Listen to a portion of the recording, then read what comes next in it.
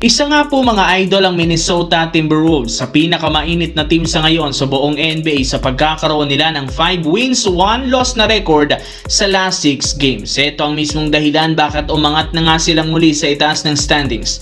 At dahil sa magandang resulta at performance ng Wolves, bumabalik na naman ang confidence dito ng kanilang superstar na si Anthony Edwards.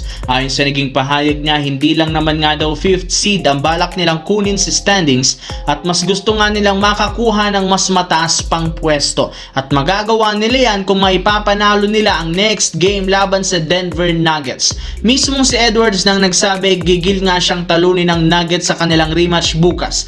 Kung inyong ang matatandaan, natalo at kinapos nga sa overtime ang Wolves sa huling paghaharap ng Nuggets noong Disyembre, kaya hindi na nakakagulat bakit gusto nila itong bawian bukas kontra sa Denver Nuggets, lalo pat kapag naipanalo nila ito, sila ang makakakuha ng number 4 sa Western Conference.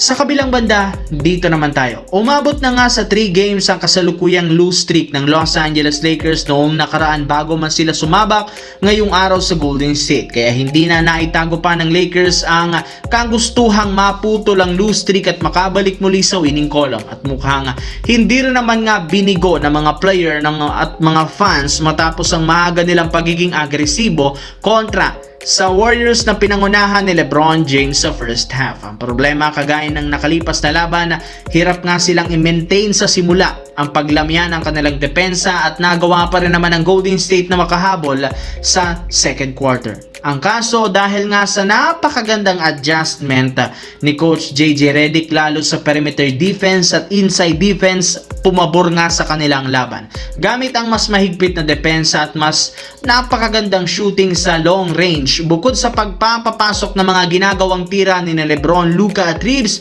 nag-step up rin naman dito sina Jake LaRavia at DeAndre Ayton dahilan para maselyuhan nila ang panalo. As of now, dahil sa ganda ng nilaro ni LeBron James, na buhay na naman ang mga haters nito. Sa kabilang banda, for the first time ay sobrang naging animated nga si Nikola Jokic kahapon laban sa OKC Thunder matapos siyang patirin ni Lu Dort sa isa sa mga play. Hindi na napigilan pa ni Jokic ang kanyang emosyon at muntikan pa nga silang magkasakitan ni Jalen Williams sa nangyaring kaguluhan. Pero kung ang mga analyst ang tatanungin, hindi rin naman daw nila masisisi si Jokic kung tuluyan siyang napikon sa pinagagagawa ng Thunder. Simula nang umpisa ang kanilang laro, pinupunteriya na nga talaga ng halos lahat ng mga player ng OKC, lalo ni Lu Dort ang tuhod ni Jokic. Parati nga nila itong bagsakan at nakikipagpisikalan sa ilalim. Since hindi nila kayang makipagsabayan dito, mas pinili nga nilang targetin ang tuhod nito. Alam naman nila kagagaling pa lang naman na isang knee injury si Jokic, kaya malinaw